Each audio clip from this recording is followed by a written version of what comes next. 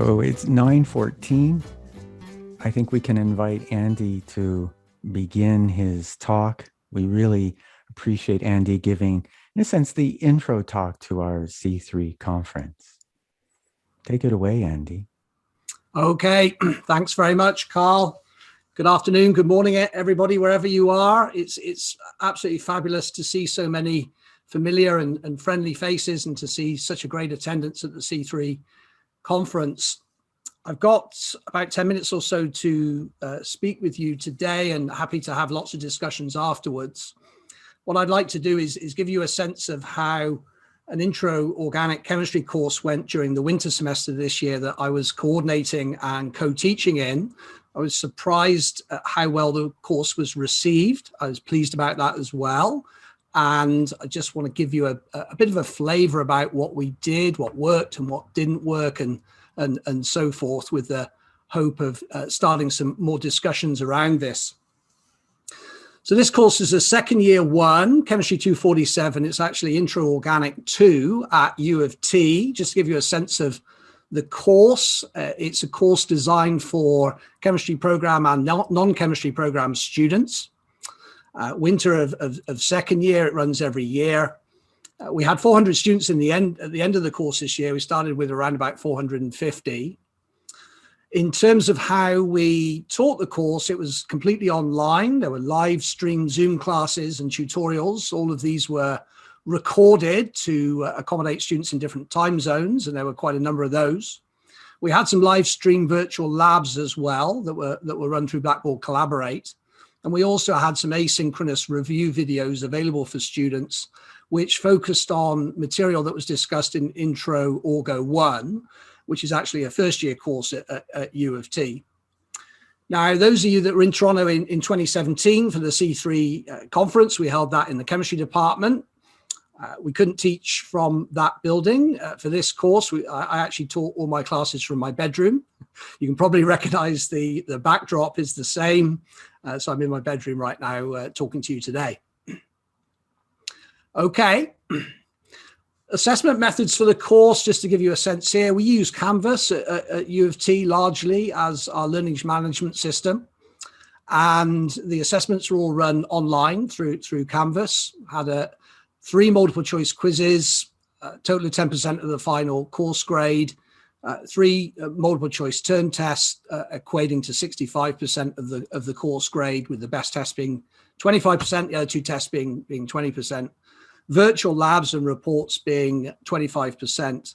So there's some flexibility there in the grading scheme, and that wasn't actually something that was new for the online environment. We've adopted flexible grading schemes in our large introductory courses for quite a number of years now. Just a disclaimer for today, I'm not presenting anything here that is revolutionary. I don't have any magic strategies to talk about, just really my own perceptions and student reflections, particularly in the context of sharing, which is what the C3 community is all about. So what worked then in terms of this class? One of the things was with the videos that were made, the Intro Organic I review videos. I put together 8 of these. They were one take, very quick and dirty videos, ranging in time from about 10 to 20 minutes long. They were uploaded to my media before the semester began in January. This covered content from first year that I would usually review during class time. And I sort of thought about making these sort of videos previously, never got round to it, thought it was better to actually cover the content in class. Since realized that these can be very powerful, and they were very, very well received by students, particularly those that had taken Organic 1 a while ago, either the previous year or in some years, maybe some cases, maybe 5 or 10 years previously. So students really appreciated these, but they also were very clear that they greatly preferred that everything else was synchronous. That came through loud and clear in the course evaluations. They did not really want to have a model where they watched a lot of videos and then went to solely problem-solving sessions. So the interactivity that we built in as instructors in terms of Zoom polls and using the chat function as effectively as we could, that was very well received by the bulk of students. Second thing to mention is that I put out what I called a touch base survey at the end of the second week to really take the temperature of the class. Again, something I had thought about doing previously, maybe in the middle of the semester. Somebody suggested, oh, you should really do that near the beginning to get a sense of what's happening. Very, very simple setup, 4 questions distributed through MS Forms. Around about a third of the class at the time completed that survey. I didn't make it for credit. The survey is actually there. The 4 questions are there. I asked the students, what do you definitely want to see continued in the course? What are you enjoying? What would you like to see more of? What would you like to see taken away? And finally, I think an important question to ask is, based on how you've participated in the course so far, what do you think you need to do as a student to ensure your success in this course? And the feedback I got was very, very useful. I got some confidence in the sense that students were enjoying the interactivity, the synchronous classes. They actually wanted to see even more problem solving in class that I was doing, and I could have a discussion with them around why I wanted a balance of content and problem solving, and got some useful feedback on the fact that in the recordings that we were making, the Zoom polls weren't showing up particularly well. So I had an opportunity to adjust that aspect of the classes. So this was provided very useful feedback and an opportunity to talk about the feedback with the class afterwards. Next thing that worked really well, and again, based on a really overwhelming student feedback, was the use of a discussion board. We used the ED or the Ed discussion board, which is integrated into Canvas. Almost 350 students participated in that, getting up towards 700 questions were asked. Really like the format of this discussion board. There's a comment there in red from one of the students who didn't actually make a post themselves, but found it an incredibly useful resource. You're able to post all questions in all sorts of formats. What we found was in the feedback from students that instructor participation was absolutely key. The students liked the fact that they were getting responses in a pretty timely fashion from the laboratory, the virtual lab coordinator, and myself as the course coordinator. And that seemed to be a key aspect of the success of the discussion board. There's an example there of a student posting a question from the textbook, and I would just very often provide a pretty short to the point answer reasonably quickly, same day, next day, and that seemed to go down well with the students.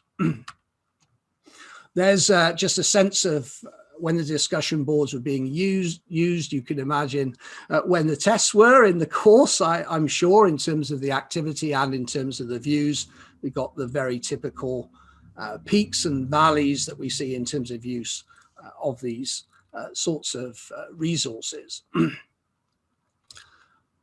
So what worked sort of, I was very keen in the course to give students access to past test questions, which have traditionally been written ones, mechanism synthesis problems in organic chemistry, but also ones of the type that they were going to encounter in assessments.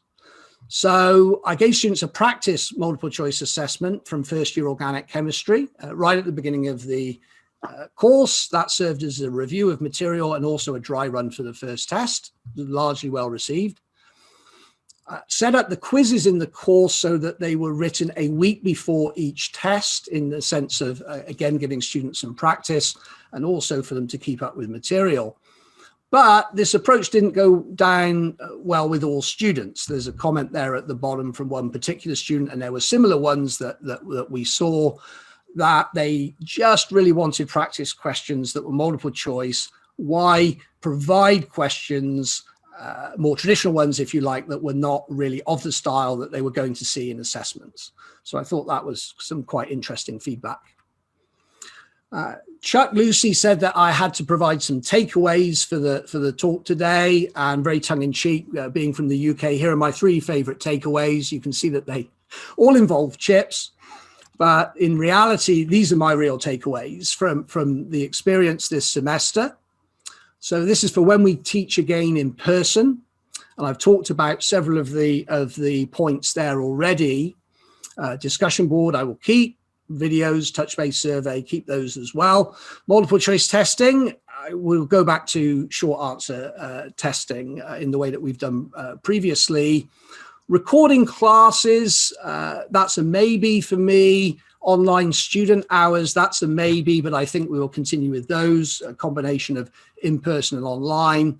And we did some test debrief sessions that we normally do in person. We did those online. I think that we'll probably continue with those as well to follow up on class feedback. So I think I'm pretty much at my 10 minutes. Just want to mention a JChem Ed publication that a couple of colleagues and I worked on last year regarding pandemic teaching. If you're interested in that, the reference is there at the bottom. And looking forward to the rest of the conference and chatting with you a bit later today. Thank you.